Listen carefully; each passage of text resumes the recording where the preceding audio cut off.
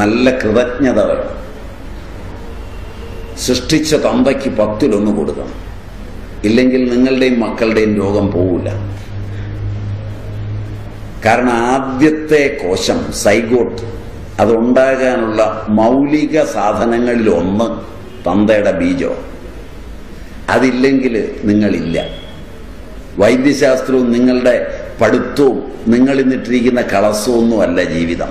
ഇതിൻ്റെ മൗലിക വസ്തു ആദ്യത്തെ സൈഗോട്ട്. അതിനൊരു നന്ദി വേണം. തന്തയെ തെറി വിളിക്കരുത്, ദുഃഖിപ്പിക്കരുത്. കയ്യിലുള്ളതിൻ്റെ 10 കൊടുക്കണം. എല്ലായ്പ്പോഴും ഉണ്ടാക്കുന്നതിൻ്റെ 10 തന്തയ്ക്കുള്ളതാണ്. കൊടുത്തില്ലെങ്കിൽ കൊണ്ടുപോയി കൊടുത്തിട്ട് വന്ന് മരുന്ന് വാങ്ങിച്ചാൽ മതി. വളരെ ശ്രദ്ധിച്ച്.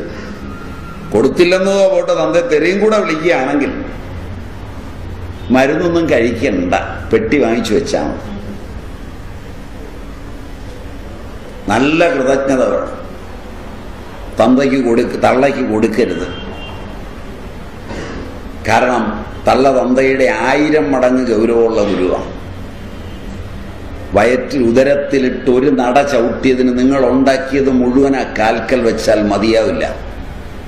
തന്ത ശപിച്ചാലും തള്ളയൊന്ന് ചിരിച്ചാൽ മാറും.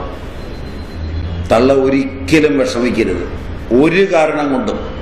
പെറ്റ തള്ളയെ നിന്ദിച്ചിട്ടും നിരാകരിച്ചിട്ടും വേദനിപ്പിച്ചിട്ടും പോയി 1000 തള്ളമാരുടെ കാല് കഴുകി കുടിച്ചാലും നിങ്ങൾ ഗുണം പിടിക്കില്ല. ഉറപ്പാ. അതുകൊണ്ട് പെറ്റ തള്ളയ്ക്ക് കൊടുത്ത് ചെറുതാകരുത്. പെറ്റ തള്ള എടുത്തിട്ട് വല്ലതും ഉണ്ടെങ്കിൽ നിങ്ങൾ കഴിച്ചാൽ മതി. കൊടുക്കണ്ടെന്ന് പറഞ്ഞപ്പോൾ ഒരു സന്തോഷം ഉണ്ടായിരുന്നു. അപ്പം അതും മാറിയിട്ടുണ്ടാവും. ആലോചിച്ചിട്ട് നിന്നാൽ മതി. ഇത്രയും കൃതജ്ഞത പോരാ കൃഷിക്കാരോട്. കാരണം ഭൂമി നിലനിർത്തുന്നത് അന്നമാണ്.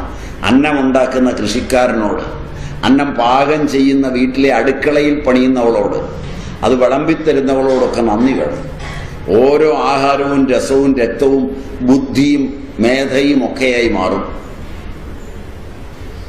അതിനൊക്കെ നന്ദി വേണം.